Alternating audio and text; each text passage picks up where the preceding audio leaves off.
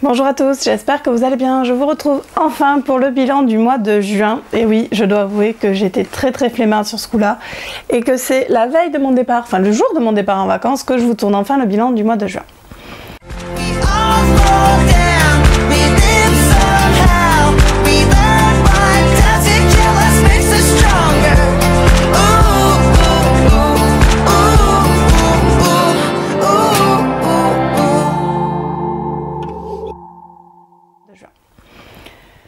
Donc comme je vous le disais en introduction, il s'agit du bilan du mois de juin 2018 que je vous tourne très tardivement étant donné qu'aujourd'hui on est le 23 juillet.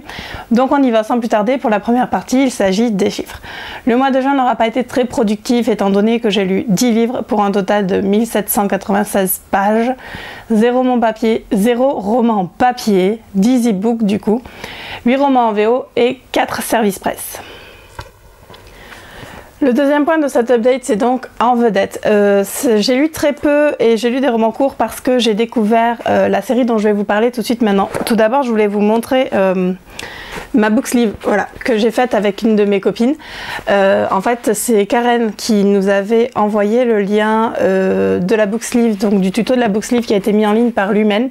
Sachant que j'en ai trouvé un autre encore plus simple ensuite sur YouTube. Il suffit de taper tuto book sleeve et je vous mettrai de toute façon en barre d'infos l'adresse le lien vers le tuto qui est beaucoup plus facile. Et j'ai donc décidé de faire une book sleeve. Donc la mienne, elle est faite avec de la watine à l'intérieur. Et mon livre rentre dedans comme vous pouvez le voir sans problème. Du coup la série en vedette c'est donc cette série là, Cambridge Fellows Mystery de Charlie Cochrane, je sais pas comment on dit. Ça c'est le tome 7 que je suis en train de lire aujourd'hui. En fait j'ai découvert cette série totalement par hasard. J'étais en train de faire une relecture de Fish Stick Friday de Rhys Ford. Et dans le dernier chapitre, un des deux personnages est au lit en train de lire un roman. Et il parle de Jonty et Orlando, qui sont donc deux professeurs de Cambridge. Et je me suis dit, mais c'est quoi cette série, ça existe? Et j'ai cherché sur internet et en fait, oui, ça existe et c'est une série historique MM, comme je les aime. Donc comme je vous le disais, c'est l'histoire de Jonty et de Orlando qui sont professeurs. Jonty est professeur de littérature, donc spécialisé sur Shakespeare, et Orlando est professeur de maths à Cambridge. Ça se passe en alors, attendez, je vais vous dire ça, je crois que c'est 1908, voilà. Là le tome 7 on est en 1908, je crois que ça commence en 1904, et en fait ils vont forcément tomber amoureux, mais aussi résoudre des crimes, parce qu'à chaque tome il y a une enquête en fait, et ils vont résoudre des enquêtes, un peu comme des Sherlock Holmes amateurs, même s'ils ne supportent pas Sherlock Holmes ni l'un ni l'autre. J'aime beaucoup cette série, vous savez que j'aime les romances historiques, et ce que j'aime particulièrement dans celle-ci, c'est la pudeur qu'il y a entre les deux personnages. Il n'y a aucune scène de sexe, elles sont suggérées à chaque fois, et il y a quelques préliminaires qui sont décrits, mais vraiment très peu, et ça n'empêche que la force des sentiments entre les deux personnages est juste magnifique, et il y a des déclarations d'amour qui sont juste super mignonnes, et j'adore cette série. Alors les romans sont assez courts, celui-ci fait 250 pages, ça doit être le plus gros. En général ils font à peu près 200 pages, ça se lit très vite. C'est pour ça aussi que mon compteur de livres de pages est bas, parce qu'en fait j'en ai lu 4 au mois de juin, et franchement je vous les conseille fortement si comme moi vous aimez les romances historiques, parce que c'est tout simplement génial. L'auteur est en train de les rééditer en roman papier chez Endeavour Media. Là elle s'est arrêtée au 8, donc j'attends avec impatience la suite, parce que je les ai en numérique, mais en papier ils coûtent vraiment 3 fois que dalle, donc j'espère qu'elle rééditera aussi le reste. Et voilà, donc c'est une série que je voulais vous présenter.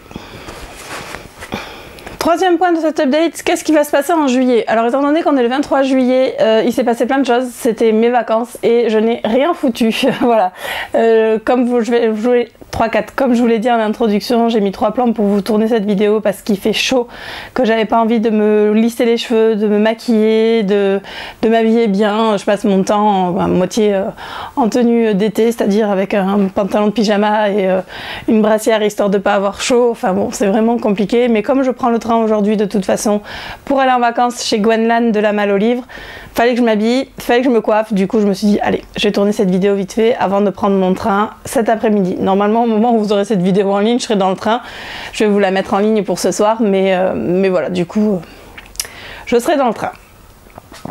Voilà pour juillet et ben, sinon c'est tout, donc vacances. Au niveau de mon humeur, comme vous l'aurez compris, j'ai chaud et je suis un peu en train de me demander si je vais continuer ou pas les vidéos, sachant que j'aime quand même ça, donc je pense que je vais quand même continuer, mais ça reste quelque chose... surtout en été qui me demande du temps parce qu'il faut que je me coiffe et que je me maquille, ce qui est vraiment le plus long, surtout pour les bilans. Mais j'aime bien le principe, donc je pense que je vais quand même continuer à vous en faire en essayant d'être un peu plus régulière. Sachant que le bilan du mois de juillet, comme le 1er août je suis chez Gwenlan, ben vous l'aurez en août, quand je ne sais pas, mais vous l'aurez à mon retour de vacances. Quatrième et dernier point de cet update, c'est donc les deux Dream Spun Desire que je dois vous présenter. Il s'agit des numéros 57 et 58 qui sont les Dream Spun Desire du mois de mai 2018. Celui-ci, je l'ai déjà lu, tout simplement parce que c'est encore un tome de la série The Manies de Amy Lane, donc c'est Stand By Your Money. Cette série, je l'adore, c'est déjà le 3e tome et je crois qu'il y en a un 4e que j'ai dû recevoir ou qui va pas tarder à arriver. Cette fois-ci, c'est l'histoire de Sammy. Sammy, c'est le neveu du premier roman. En fait, dans le premier roman, Sammy a 6 ou 10 ans, je sais plus, non, mais il a 8 ans, je crois. Et on le retrouve cette fois-ci adulte et j'ai adoré retrouver Sammy adulte. J'aime beaucoup retrouver les personnages au fil des tomes et c'était vraiment sympa parce que là on avait du coup les oncles de Sammy 10 ans après et c'était super chouette de les retrouver. Dans ce tome, Sammy va rencontrer Cooper. En fait, Cooper travaille pour... alors il travaille pour une société de bâtiment qui doit être celle d'un des oncles de Sammy. Il se blesse en voulant rattraper une unité de clim en fait qu'il est en train d'installer sur un toit et il va être pris en charge par les oncles de Sammy dont j'ai carrément bouffé le nom.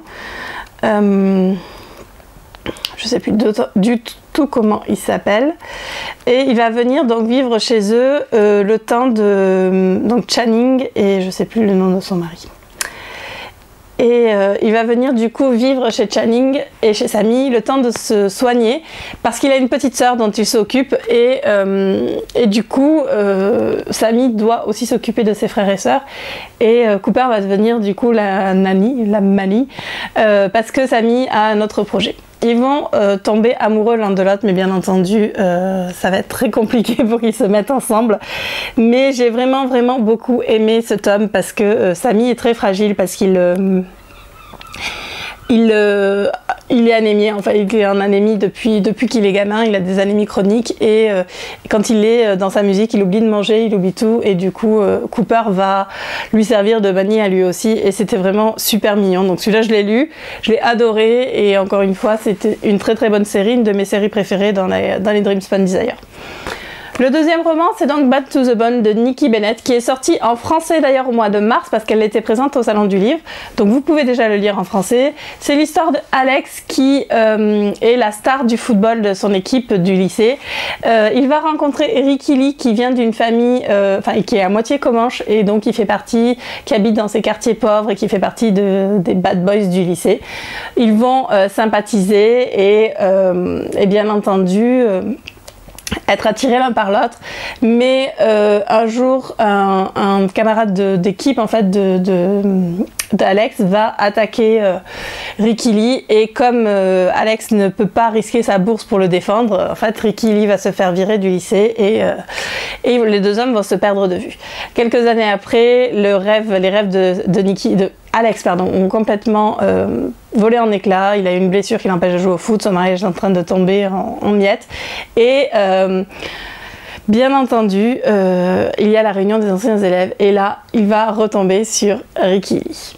Donc j'avoue qu'avoir lu le résumé ça me donne vachement envie de le lire, donc je pense que je vais me le prendre dans le train parce qu'il me donne vraiment envie, mais voilà, celui-là il a l'air vraiment sympa aussi, même si à la base la couverture me tentait pas plus que ça. Voilà, ce bilan est maintenant terminé, j'espère qu'il vous a plu, encore désolée pour le retard, et je vous dis à très vite pour une nouvelle vidéo. Salut!